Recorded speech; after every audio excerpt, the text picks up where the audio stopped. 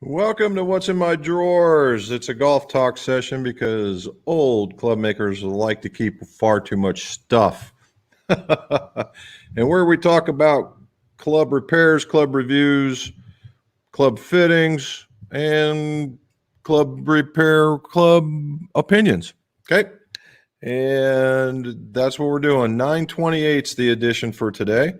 And as we get some business started, if you would like and subscribe this when it finally gets on, or if you can do it now. If you're on Facebook, the same thing, please. And if you haven't subscribed, do so as such. That way you get more of the videos when they come in. And if you just decide that you would really like to know what's going on in the McGolf shop, we send a lot of pictures out of club builds, things that are going on. We have a Facebook page, a Twitter page, and an Instagram, and all under either McGolf Custom Clubs or I Am McGolf. So check one of those out if you would. So first and foremost, here's a question for everybody. Did anybody know that there was a golf tournament this last weekend? The answer is yes, there was. It was at Punta Cana. And we had a young man who's basically unknown that won it. And I have to bring up his name yet again. But it was Hudson Swafford.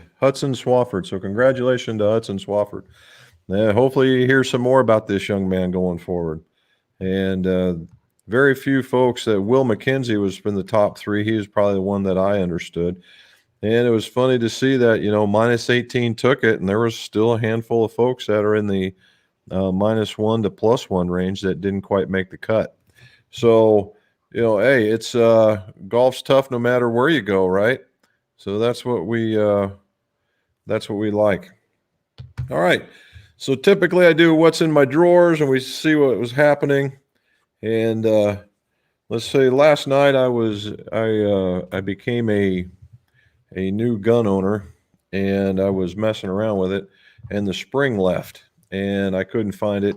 And I basically tore up the shop trying to find it and cleaned behind some stuff.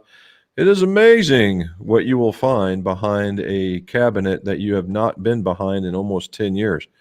I found enough pins to stock me for about 3 months, and Post-it notes and enough dust bunnies to make my own herd. But we got her fixed up and everything's put back and cleaned up, so the shop actually smells kind of clean. However, outside of that, I want to tell you guys about a book, and it's this book right here. Captain Clubmaker, Tom Wishon. All right, Tom Wishon. Now, for those of you guys that are into the club industry, Tom Wishon basically should be, if he's not, a household name. He's probably one of the most, if not the most published individual when it comes to golf equipment.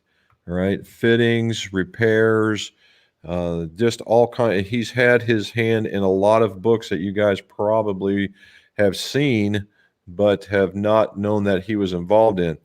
His most popular is Search for the Perfect Golf Club, which turned into Search for the Perfect Driver and a few other books.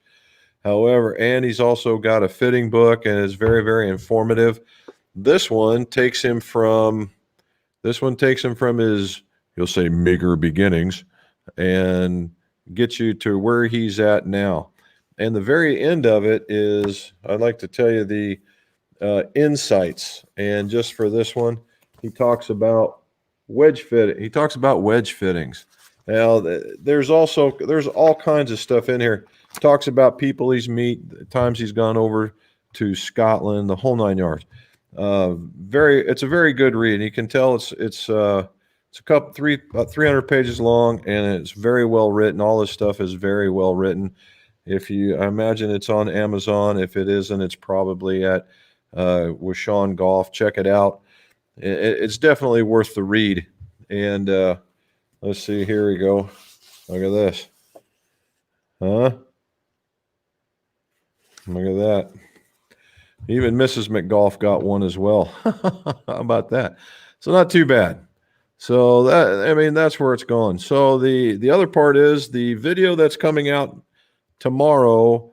I started testing the Mizunos, and I tested the Tour, the Mizuno Tour, and that one's back here. As you get to see, normally I can't shoot back here because the sun is just coming in so much, and right now it's raining, and it's knocked down a whole bunch of light, so you can actually see that's the range over here going out there. That's my indoor bays, and then out is another 10 of those, and some heaters anyway. Anyway, started testing these, and I got to say, it's pretty amazing. Either my shot making has gotten way better, or those things are easier to hit. So that'll be a video that's coming. I got to do a few more tweaks and get some more information, and I'll be ready. But tomorrow is the Big Bertha, Callaway Big Bertha BB21 iron, and it hits pretty good. And I have to say, you know, you're seeing a lot of grief given about when they talk about this particular club, that Callaway is making a lot of statements about hitting it longer, hitting it straighter, all that kind of stuff. And they're throwing a lot of marketing prowess at it. And it starts off and almost as if they're knocking it or whatnot in some of the reviews that have been done. And what happens is, you know, this is a slice correcting club. That's what it's for. So if you hit a fade, you hit a push or something, it's going to bring you back. Now, is it going to fix your slice? No, it's not going to fix your slice, because slices are typically swing faults with a dash of the equipment getting in your way, because it can be too long, it can be too stiff, it can be too flat. There's all these different things that can go into helping you promote that particular slice, right? It can be too heavy. It can be a lot of different things. So you have to have a combination of both a good swing and a good equipment setup to kind of bring you around in order for that to work out good for you. Now, you know, and the guys that tend to hit these things, that are reviewing them, that are the top ends, you know, Finch and Shields and those guys, they're players. They're players, and this certainly does not suit their eye. And when they go to hit these things, they've got to be holding them off. And when they really let them go, they snap hook them, and they should, right? And they should. And of course, they're very, very strong, so they can take their 8-iron or this 8-iron and hit it 20 yards past their own 8-iron, because, well, they don't need that kind of distance. They need a different kind of control. So you really got to take all these things with a grain of salt. And I kind of give you a prelude. You know, if you're the guy that likes going out on the weekends and beating it around with your buddies, and that's all you're ever going to do, this club could certainly be the club the way that you want to do. If you're starting out and you get bit by the bug and you start out, this could be a very good starting set. If you're a guy that's been playing for a while and has got good control of his flight or her flight, and it goes back side to side, up to down, all that stuff, this very well may not be. If you're the low handicapper that everybody calls for all those scrambles, this is probably not going to be that club for you. And that's the reason why they have different models. Otherwise, we'd all just have one and we'd have to learn how to swing it. So just, you know, take it with a pinch of salt, and just see how that works out. All right. I'm looking over. We got 33 comments already. Let's go to the top. Here we go. Russ is in. What do you say, Russ? All right. Florida. Very good. Doug, hopefully you guys survived all those storms and stuff that were coming through there. Hopefully that helps. Jack here is from Lombardi. Well done. Thank you, sir, for watching. Mr. McNamara. All right. A chilly 58 in Michigan. Well, Dave, it's getting ready to be chilly here. Like you see, it's got the rain, but we're gonna dip probably into the low 40s at the end of the week and then in the mornings, and then probably get up into the 60s during the day. All right. And here we go into the first one. So, Robert, opinion on the Acura TZ6. I like it. All right. The TZ6, in fact, I've got one. Anything counterbalanced, I'm pretty much a fan of. I like counterbalancing because I like the feel of the club here, not there, right? I don't like it out there. I like it at my hands, and that's where it puts it. Now, is this a tremendous, I mean, is it going to feel like a sledgehammer in your hand? No. The TZ shaft is certainly it's a player shaft. It's not for the weak of heart, right? It is a tour level shaft. That's what TZ stands for, basically. And it's very stout. You can bring the thing around and it won't feel that boardy, right? They did really, really, really good with it. It was kind of the TZ5, I think, they were thinking the TZ6 was probably going to be the one that goes, but the TZ5, because of the way that the torque they put into it, probably had a slightly different feel, and that's the reason why they came out with the counterbalanced. And the counterbalance is stout, and it can allow you to bring it around. So after all that I just said, yeah, I really like it. I really like it. It's going to come in a singular color. It's black with some sparkly band on it. But I don't know if you can get them painted or not. Used to be that the top end and the I series and the TZs or the Tour Zs, you could do that. I'm pretty sure you can, but don't quote me on that one. Here we go, Matt. Another check in. No rounds. Lots of soccer though. You got to be a dad. During this unique time, have rounds been slower or faster? Oh, that's a good question. So, what Matt's asking us all, and it is a good question, since the COVID thing started, the golf has experienced a massive boom, right? They've had just this huge amount of participation, which I'm glad because it gets everybody outside and it breaks the monotony and that kind of stuff. The opposite side to that is for those of us that are used to being able to walk on, that doesn't happen hardly anymore. You've got to schedule or come into an odd time or something along that lines. And so you really have to you get used to a different environment, which, okay, that's fine. So have you guys been finding out that you've been slowed down, or does it matter to you at all? Now, I will say the lion's share of my rounds, I'm typically the first guy off the tee, and that's because I like golfing with my dad. And my dad, he rides around. He likes being outside. He likes golf. He's at that age where he just doesn't want to participate. And we get out there and we have a good time. It's always a fun time. And so we get out and he's an early riser, big time early riser. And we get out there and we're on the course by 7:38. And we've been out there earlier in some cases. And we get done and we just fly around with nobody in front of us because I'm a single. And what I'll do is we'll start at 7:38 and by a quarter to be 9:40 and I've got 18 in. And when I started getting invited to all these other foursomes and stuff, I really had to reset my clock, right? The speed dial was way up and all of a sudden you're hiccuping, you're stopping. And you really got to get your attitude together. And then when you get into those big tournaments where there's lots of people participating, we had a Shriners tournament, and oh my gosh, it was a 6-7 hour round just because of the sheer number of people. And that was just brutal to my mind. I was pretty much wiped out by 14. I was pretty much done mentally. So yeah, personally, I don't think things have slowed down. The pace of play hasn't really slowed, but what we're seeing is a lot of people playing, which is great, right? And I think that's great. But what do you guys think? Has it been faster or slower for you?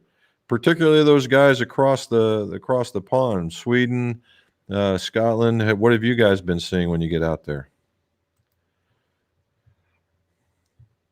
There you go, Travis K. Have you heard about the new Titleist drivers? No, I'm afraid I haven't.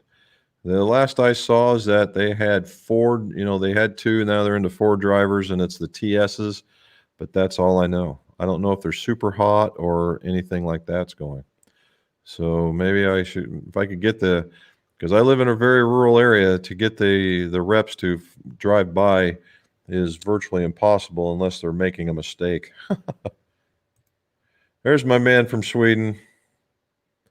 Look at that. We were just talking to you before that. All right. So what do you think, buddy? Are you seeing a lot of rounds in Sweden due to all this, or is it sped up, or has it slowed down?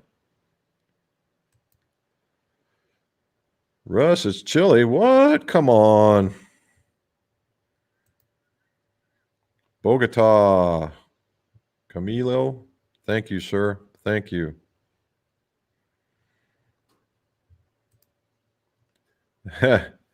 Pro remote. Yeah, I know. That's the way that we're going, right, for all that stuff. Champaign, Illinois. Luke's back. How you doing, Luke?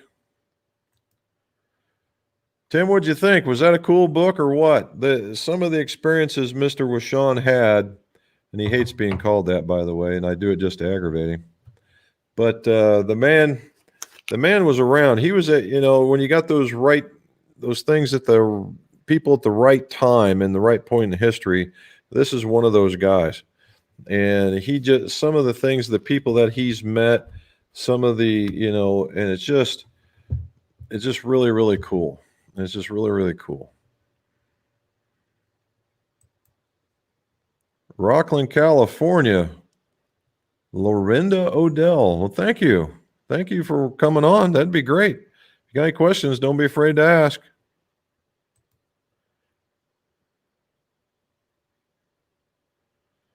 All right, V-Steel. V-Steel was actually a pretty good product for the TaylorMade guys. It's quite nice.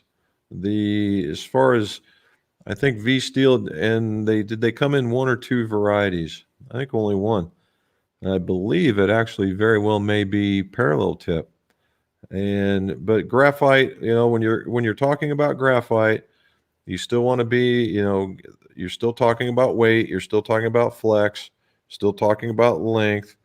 What they still do today, but not nearly as bad as they did in the past, is that when you went to graphite, that you went and you made it longer so that the swing weight would be the same. Well, no, because now all of a sudden you can't hit the ball because your club's longer. You're hitting graphite to make the thing lighter. That, therein lies the issue. And so play it, right? And now I've had more than a couple of golfers in here that when I give them a lighter shaft, that they tend to feel the head even more. And that's because of the weight distribution. You've gone from 110, 120 gram shaft to, say, a 70, 80 gram shaft, or even 60.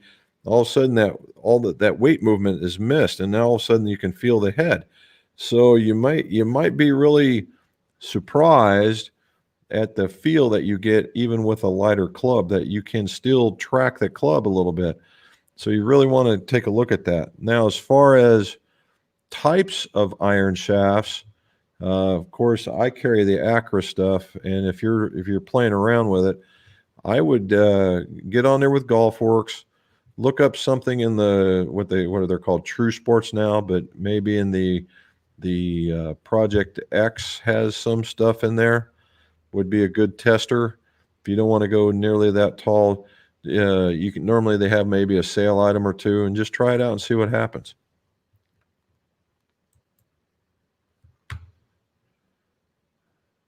Good. Look at that. We're just doing all this with Sean Book. Got out there pretty good then, I'm sure. All right. Is using counterbalance steel extension better than regular extensions of extending 1 inch? Is using a counterbalance steel shaft extension better than regular extensions of extending 1 inch?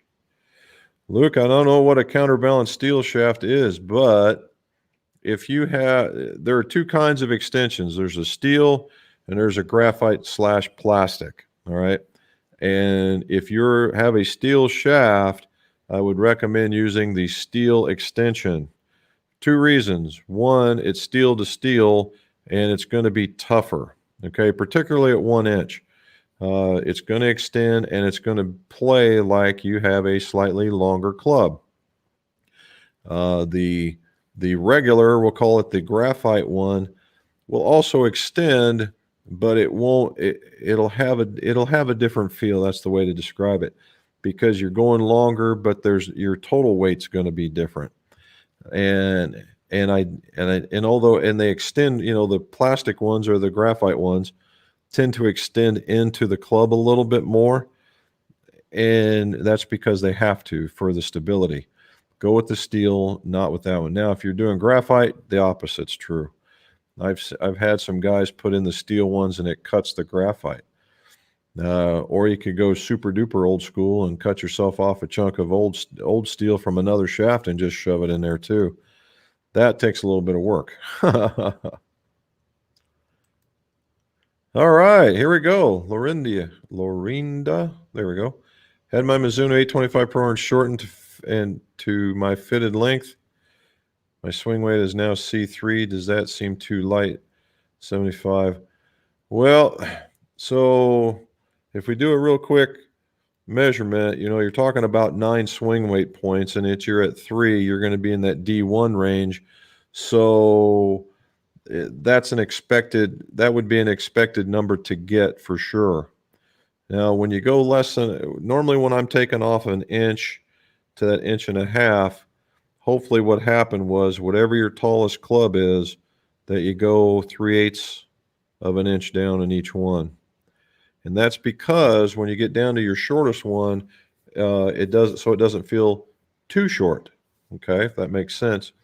Now, does it seem light? Yeah, C3 is light. It just depends on if you're a smoother swinger and you don't have a very, very harsh transition, it very, very well may work. However, if you want it, you'd be surprised. I'll just show you on this one.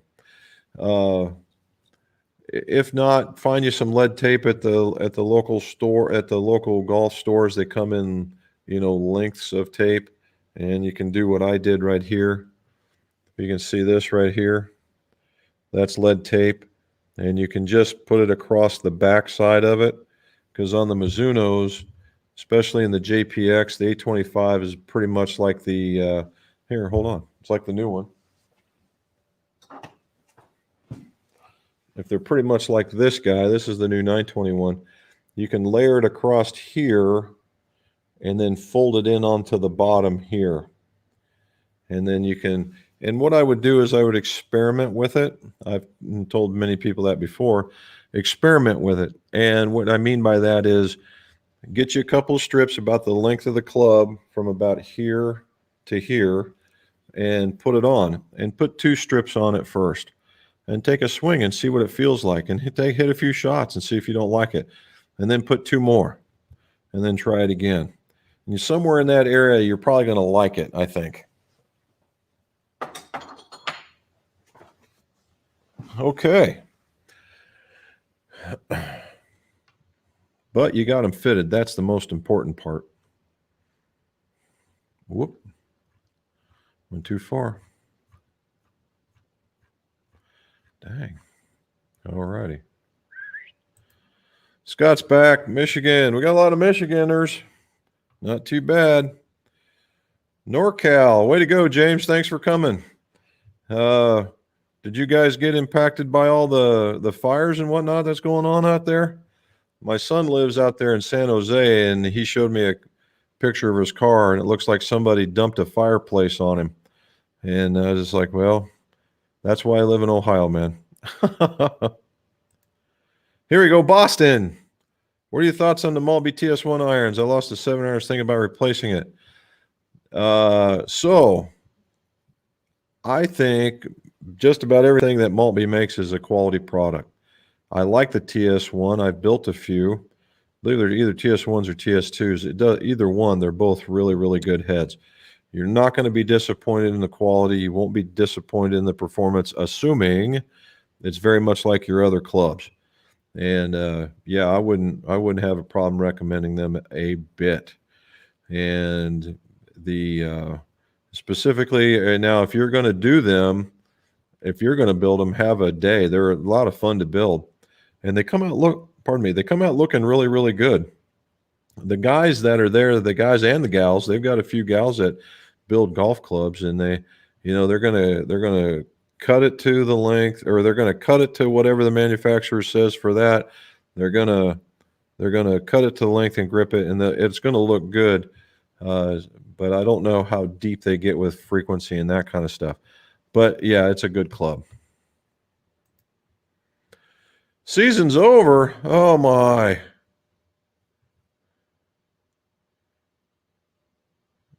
St. Anthony's Fire. Oh no.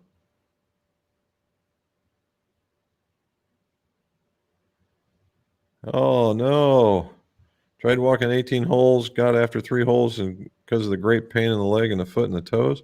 Is that what St. Anthony's Fire is? I'll have to look that up. Dude, take it easy.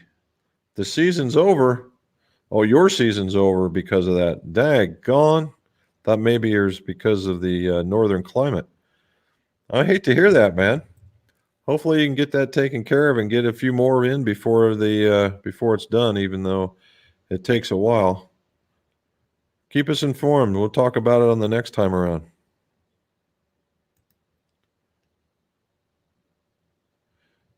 Deb. This is awesome. George, oh, Deb Lane, but George. And I was starting to get some more gals out on here that were golfers. That'd be great. You know, they're completely underserved. The women are completely underserved in the golf industry, and it's unfortunate. And you know, everybody tries to make a stab at it, and this year it's no different with those guys. They have they're called Rivas, and this happens to be theirs, and they have an entire line dedicated to it.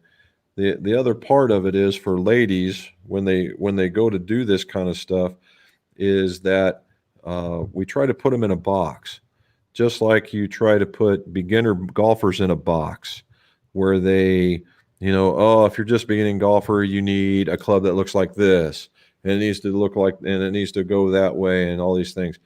Well, if you're a very athletic individual, chances are you are not going to like what you have, and because it's not going to feel athletic, and so you really need to watch that.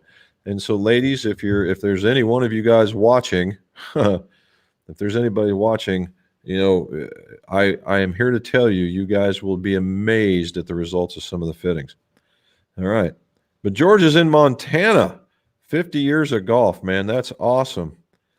Drove through Montana once with my wife and dog, and we were on our way to Washington State for my next assignment while we were in the military. And kid you not, Broken Arrow. We ended up at a place out there. It was something else. All right. Yes, you did, Jack. Yes, you did. I got all the Mizuno product in, and we have the MP20, which I did last time when it came in, which was the Select for lefties, and now there's a Select for the Tour iron. It's the first JPX 921, as Vauchal would have called it. It's an MP in JPX clothing.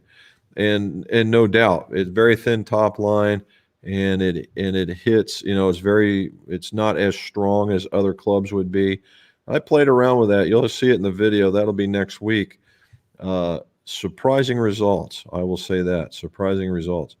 It hits very much like a blade. I will say that. In that, you know how when you have miss-hit shots, they tend to zing in one direction or another. That didn't happen, but this way you can get in some trouble if you're not looking. So, you know, keep an eye out. We're going to do I also have the hot metals to do, which that ought to be a lot of fun. And then I'm going to try and convince another fella to come down here and hit some of the right-handed ones. All righty, here we go. Really wanting to refinish and reshaft some modern shafts with some 53 precision. Oh my gosh. Well, I would, but I don't have any to punch out. So the biggest thing I can tell you to help you with this is, uh, the pin is a very, very soft metal, and virtually it's not this big. All right, to kind of give you some perspective there, as opposed to me being up in here. But the pin is obviously no more than the width of the hosel, and one side will be mushroomed, meaning that you've taken a ball peen hammer and you beat it around, right? You beat it around, and that was to seal it off. That was the final end. That's like the head of the nail. You want to flip it around and take a punch of that particular size and heat it up a little bit. You don't have to get it super hot. Just throw a little bit of heat to it, and have it in. I had mine in a vise, and the reason why I was able to keep the pin is because I saw it fly across the room. I would basically, the best thing to describe it is put it over uh, like a roll of tape, right? And so that when you hit it down, it goes into the inside the roll of tape. Oh, sorry. And then and that way you can capture that pin, because I am here to tell you, well over 15 years ago they stopped making even aftermarket pieces of that. So you will be virtually on your own. Now, with the new modern stuff, do you really need to pin it back? Well, no, not really. But it does give it a really cool aesthetic if you do it that way. Now, the other part is circa 53, like you got right here, you're going to be doing some, most likely you're going to be doing some reaming. All right. Because even in that era, the shafts were probably smaller than are produced now. So you really, take heed, man. I have a day with it. I'm glad that you're trying it out, but be forewarned. I gave you a big tip in the tape, and the other one, a warning in the fact that you're going to have to do some reaming to make the hosel bigger to accept the new modern shafts. But they will look cool, that's for certain.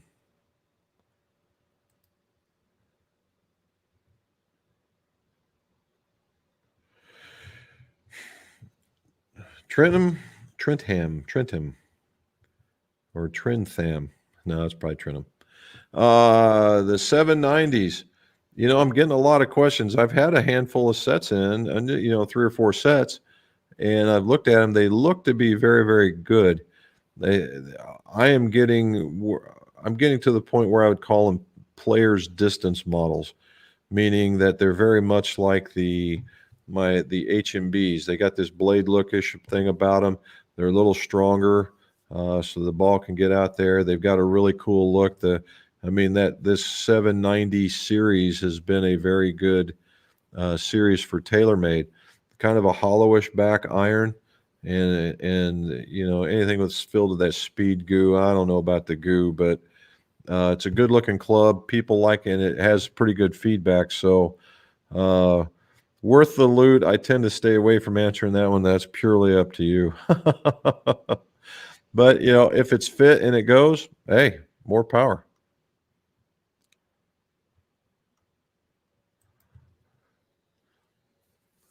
And Robin is right. Because I'm a heads only dealer with Mizuno, I ordered 12 sets as a minimum for me. And I had one set before the ink dried. I already had one set sold based on the old performance, and I've sold two. If for those guys, if you're considering another set and you really like a player's look, I would certainly give a look to the JPX Forged or the JPX Hot Metal Pro. Both of them hit a ton. All right, hit a ton.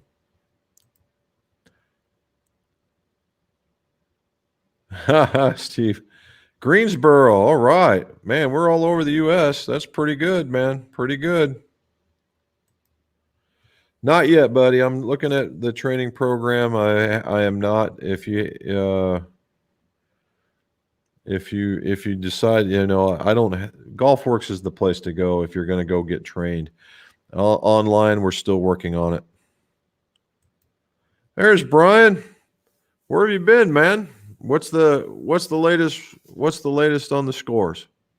Have you been throwing it around or what? You guys came up in conversation, and because of the clubs I made, and we told them what quite the golfer that you were, and everybody kind of gave me one of these. I said, no, really, he hit some pretty good. So, but you did come up in conversation.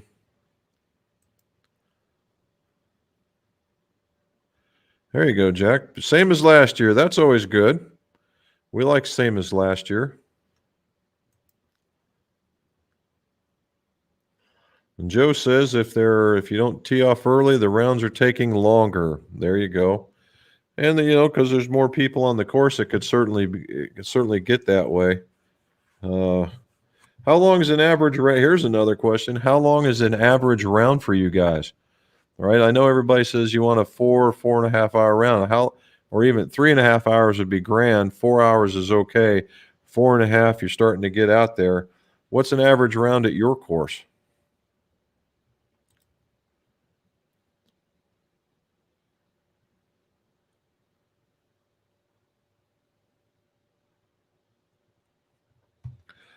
All right, James. Well, the stainless is it's a tough metal, man. And you really have to, and your good prep, if the good prep means that you're virtually going to have to rough the paint, right? Or rough the steel. It can't be smooth. Otherwise there's nothing for the paint to adhere to. And then you're going to have to hit it with a primer, and that's going to have to cure. And then you're going to have to paint if you want to go back to that.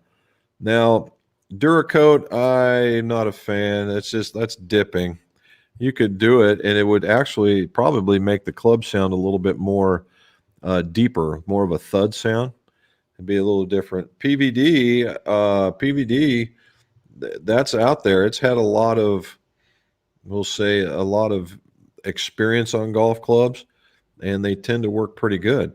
But to be able to apply PVD, I think it might take some special equipment. So you want to look into that. Now, I keep plugging these guys, but GolfWorks does a recoat, and to make them look new, you might give them a call. And honestly, it's not that bad, right? They will take it down to parade rest, and they will do the paint that you need and fill it in the whole 9 yards. It will come back looking very, very good.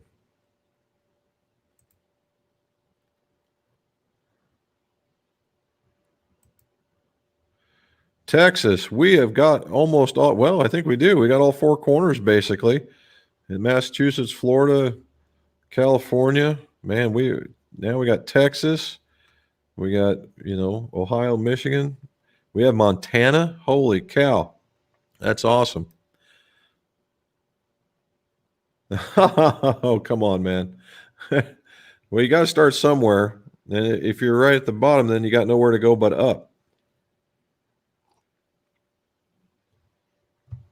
All right, here's Dave. Who was I going to say? All the golf rounds I've played have been quicker, not as many golfers as before. Really? Well, you're kind of in the back area then. That's been a little different.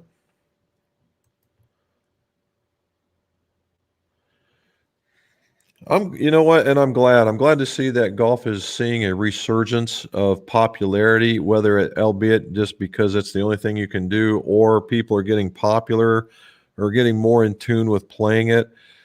Golf was taking one right in the chops because people were complaining about it taking too long. It's too expensive. All these different, it's not easy enough. Well, call me a traditionalist or whatever, but it wasn't made to be easy. That's the reason why it's a challenge, and people tend to enjoy it, other than the camaraderie and the outdoorsy stuff. But it's always a challenge to yourself in order to get out there and do better. And if you're in that groove, right? Now, do I like making golf easier? Yeah, I mean, but I don't want it to be, so difficult that it people can't come, but I don't want it to be so easy that people go, "Oh, I've already mastered it, it's time to go." It's that nice happy medium. Let's just say I don't want it US Open rough, I want it my normal local course rough.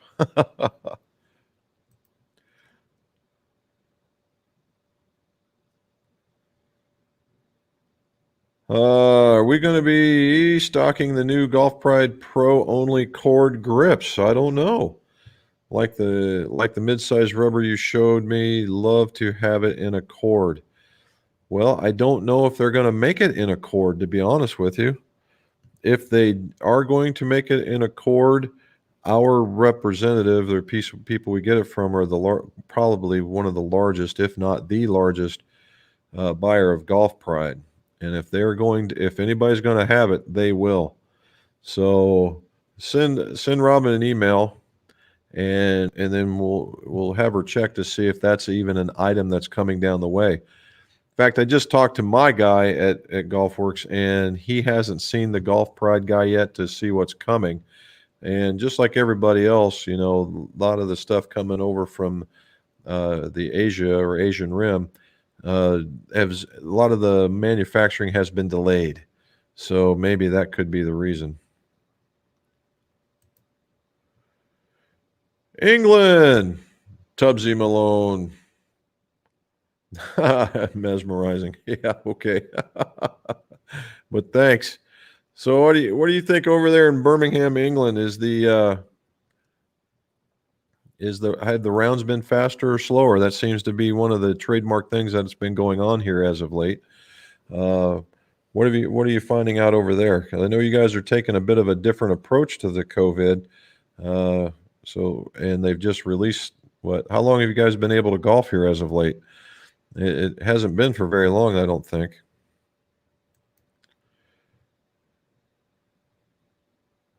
In Sweden, there's been a record number of rounds played for the year. The downside is that when the home course is invaded by guest players, there's no round to book members, so I played rounds in the evening. There's the downside to it, man. Unfortunately, that's the downside to it. But I'm still glad we got a lot of folks in golf.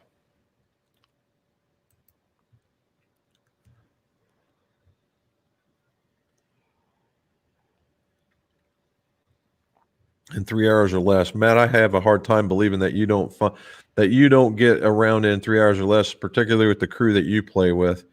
How many is it? 4 hits and in, 3 hits and in, 3 hits and in, 4 hits and in. Come on, man. 1 inch. That's going to be like 4 swing weight point change.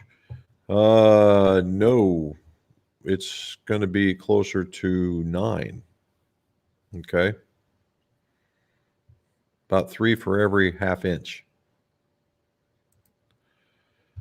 Oh, there's Pooey's in the UK. Okay, well, in the UK, let's see. There's Diamond Golf I believe, is in England. Uh, huge supplier of aftermarket products. He actually he's the one that now owns the Washon brand. I would check with them. They certainly have one. Now, if you're really looking for an Acura, I do know the Acura distributor is also in England. All right. His name is Lee. He has his shop over there too. Both those companies, Lee is phenomenal. He's a good guy. And and the guys from, I believe it's called Diamond Golf, not Diamond Tour, but Diamond. And they're both class acts. You won't go wrong either way.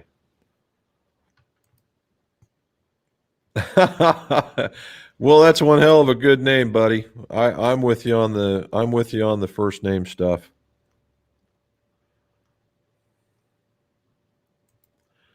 Yep, we got Georgia too, I guess. Oh, I got past a few.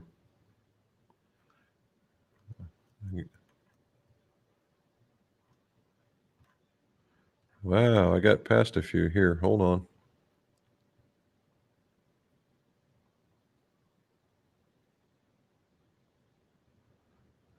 right, and get down here. I'm looking at I'm getting all these things in here. Yes, yes, she is. And yes, you can add a tip weight, but where did I miss a question in here? Did I miss a question? Maybe not. Let's keep going the other direction. Yes, she says I'm the boss. Listen to that stuff. Willard made it in. There you go, buddy. Is it raining up there? It certainly is here. Really, Santa, it's still a little smoky, huh? The kids were telling me that it hadn't quite cleared out yet. Hopefully, you guys, man, guys, be safe out there because that fire drives animals up and out, and you don't want to have any of that because they're not used to seeing people, and it just destroys a lot of property. There's nothing good for that.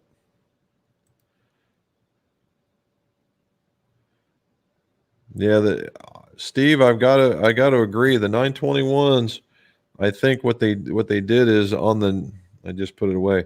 On the toe end, they made it a little bit too thick on the 919s, although a very good club. What they did is they made it smaller and they distributed the weight out further and allowed them to maybe and go even a degree stronger on some of the hot metals. So you should be all right.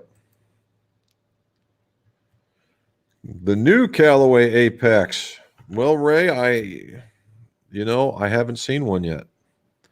I want it. Hopefully, it's as good as it's hard to beat these guys, right? The 2016 model was one of their best selling to date.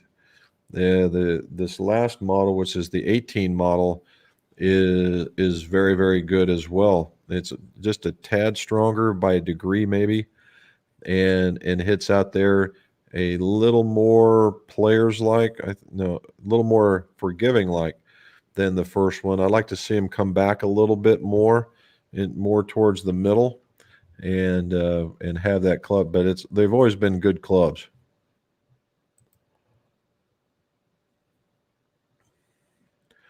Yeah, so Michael, yes, I have. In fact, I built a 52-inch driver once, and that was when length was no object for long drive guys, and we had single and double and triple X these shafts, and they were just so long, and your timing had to be just so perfect bringing it around. And we did some testing way, way, way, way back when that we were looking at the length of drivers and how they performed and what gave you the best performance, length, and dispersion. And just like you see on tour, 44 and a half, 44 and three quarters is pretty much the sweet spot for most folks. 45, which is where a lot of them were at the time of testing, was statistically the worst one.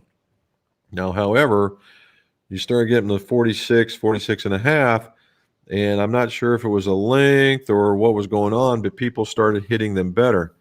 Now, consistently, I'm still not there yet.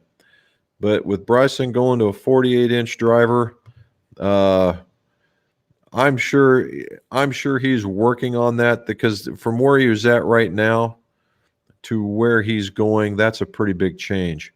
And he's going to have to really, really, really, really work to make that a competitive model. But holy cow, imagine what this dude's going to get a hold of because he's gaming like a 44-ish shaft, right? Or is it 45? Anyway, it's 3 more inches. And so he's looking at no less than 7.5 to 10 yards. And he's already bombing at 340. He's already outdistancing the whole doggone field. Imagine if he can keep that thing in play. People will be screaming murder. It's going to be fun to watch, but I like to see what happens to his control.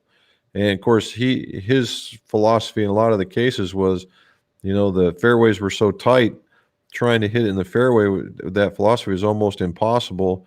So hit it as far as you can, hit it in the rough and punch it out. And a lot of those guys didn't seem to have trouble with it. Last day, a lot of folks did. So there's always that back and forth to that bomb and gouge stuff.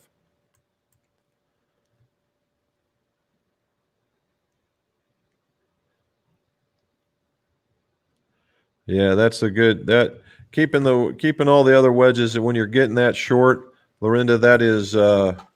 that is the thing to do, right? That's where you want to be. Keep them the same length, and then that way they start feeling a little bit better.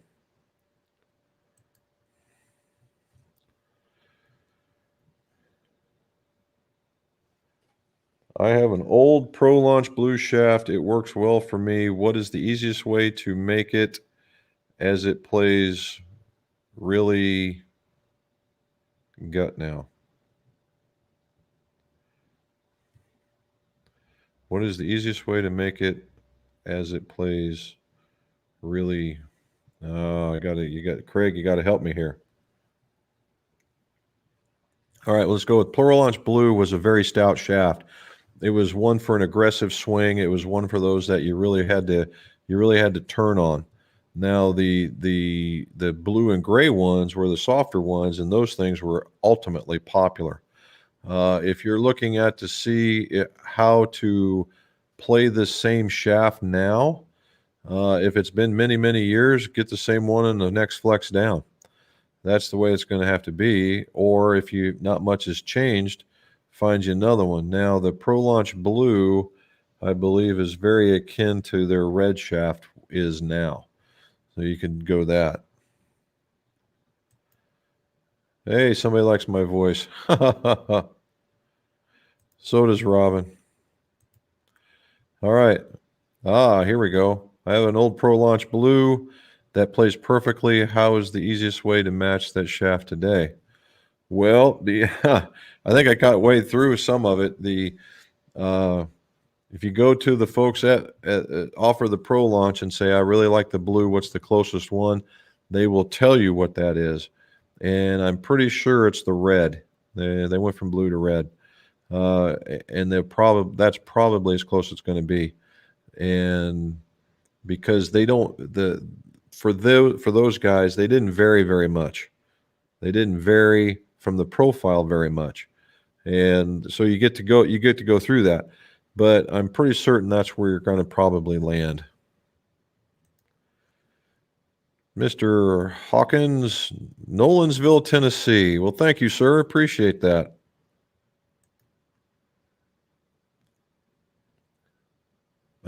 Navy in 73. Well, oorah. Thanks for the service, brother. That's the way to go. Those are all the Hogan product was something else. The man was a perfectionist. I mean, he really was. He comes across gruff, but I mean, he wanted the best that he could possibly put out, and because of that, that's the result of everything he's got. Meridi in Florida. Al, thank you for showing up yet again. Again, as the other fellows from Florida. Hopefully you guys get it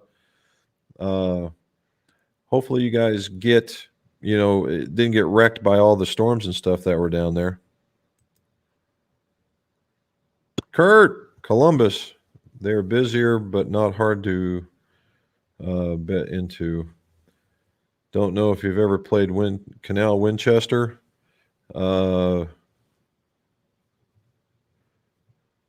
Really? I know a lot of people that have played Canal Winchester and absolutely love it. And they just really like it. In fact, a buddy of mine that we went golfing with, we just got back from Majestic Springs, which is to your west, and very, very nice course. So it's trying to be a links style, and they got a few more years to grow, but I think they'll be fine. I'm glad you didn't, because I mean, even down here, I get a lot of people that go up to play that course. I'm glad you didn't.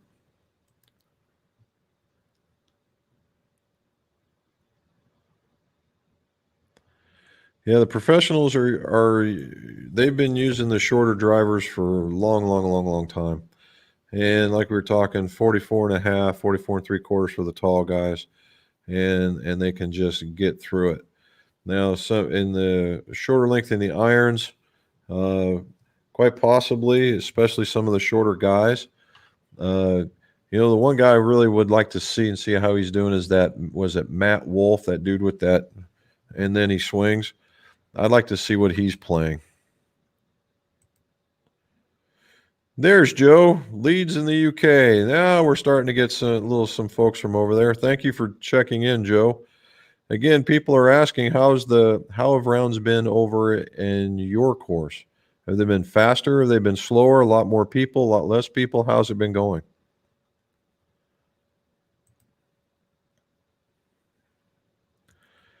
Well, I'm glad you got to see it again too. Uh, and because of work. Oh, hopefully you're not missing work. Yeah. If it has a really 19th hole, well, why not? Here we go. Oh my gosh. Well, hey, if you're in a foursome and it's 3.5 to 4, that's actually very, very good. I think that's pretty much the standard. You get into the other one. You guys are playing very, very good.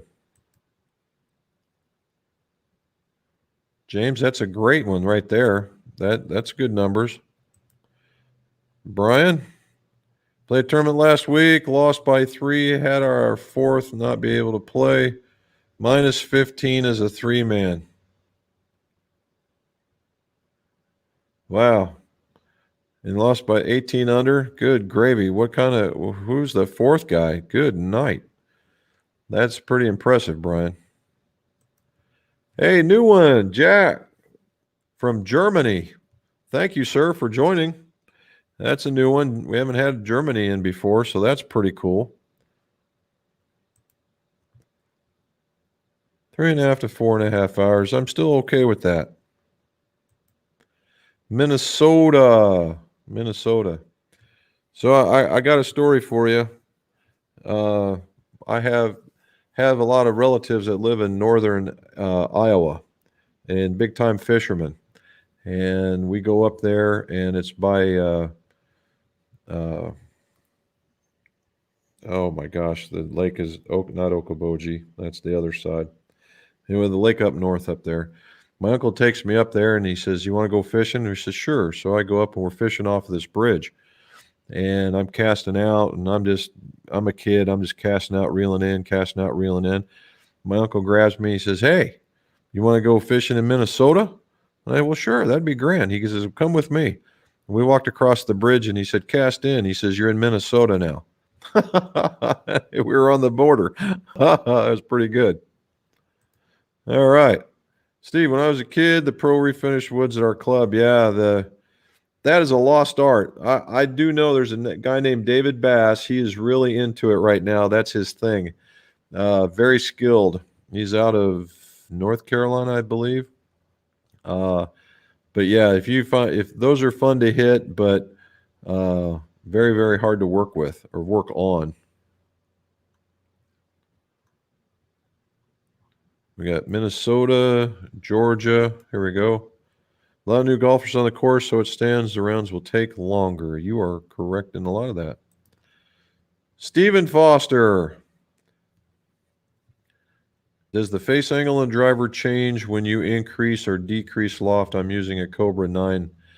Typically, with the way that Cobra has theirs, yes, because the adapter doesn't go in straight; it goes in at an angle, and then when you turn it, it gets not only face angle, but it also gets loft. Okay, so as you decrease, in most cases, we'll say most cases, because there'll always be somebody that does it backwards. In most cases, when you decrease loft, you're also decreasing face angle. When you're increasing loft, you're also opening the face angle as well. That's typically how it goes because of the elliptical that's on it. Now, and it's not nearly as bad with the ones that use the cogs, and then because the shaft orientation doesn't change, and then you put them in there, and it does use a caulking of sorts. They say that it doesn't move, but I have a feeling that it does, but it's okay. James, I hate that for you. Hard to find good club fitting and building advice in Germany. Guys like you and TXG makes it easy to learn. I like the guys at TXG. I get to talk to them only about once a year, though, face to face, and they're always busy. They make a truckload of videos, and they've got a really great crew that helps them out. Unfortunately, I'm a one-man band. But TXG, they do a good job. I like the guys out there, and I have watched the fellow lefty hit, and he hits the ball a mile. It's just a whole different sound when he hits it. It's just it's fun to watch. You know, me being a lefty and I outweigh him probably by about 100 pounds. And I go, real, and I'll look at him. I say, really, is that all you got? And he'll just kind of look at me, and then you realize I'm kidding with him. But yeah, they're pretty good. Now, when I first started out, there were a few guys that I knew that were from Germany that had some club, that had their own club shop. They seem to be doing pretty good, but I've since lost touch. It's been 15 years. But they were very, very technical to be sure. But keep watching. Thank you, guys.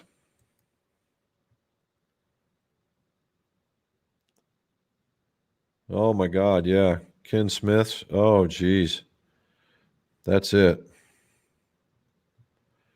All right. Look at that. We got down to the very end. All right, guys. It's 6:30. Again, if you would, we're getting really close to 16,000 subscribers. You've got any friends, buddies, or if you haven't done it before, please hit that subscribe button, right? And that way we can get more and get more reach and be able to provide you more content. All righty. And, oh, here's some more that got away from me. Nope, that wasn't it. It's moving around. Well, let's see. Do you strip irons? I love raw, but they are hard to find. No, I do not. Again, GolfWorks, if you really want to strip them down. Now, I have done putters, but nothing like that. I'm going to try one more here. Is there a limit? Well, just what the standard limit is, right? 47 inches is the length. I believe that's whatever USGA is there. Man, all these popped in at the very end, so we'll do this. Taiwan, Steve, thank you, buddy. That's great. Mira Irons, I believe that they're an excellent built club. They just haven't changed their shaping for a while, so if you like consistency, that's them. They just do not mess around. Here we go. Steve is from the UK as well. Well, I don't know of Nordica, Steve, but yeah, give them a shot. What you're really looking for is the quality of the head. You're over there, like we talked about in like Diamond Golf, they have the Sterling over there. You might try them as well. I don't know how much they cost over on that side. Renee, greetings from the wilds of Jersey. Exit 74. Perfect. I just had a guy from Jersey in here, and I asked him what exit he lived off of, and he kind of looked at me funny. I'm glad that you said that. Okay, so again, guys, if you would subscribe, watch the video tomorrow, and keep them coming. And guys, Germany, right? That's awesome. The UK, as always. Taiwan, right? Oh, geez. And all over the U.S. We basically circled the U.S. Montana, California, Texas. We even got it in Bogota. The reach is getting out there. I'm just having a ton of fun talking with you guys. So again, we're going to do it next Monday. So if anybody's out there still listening, we're going to do it next Monday. And as always, let's see your scores go low.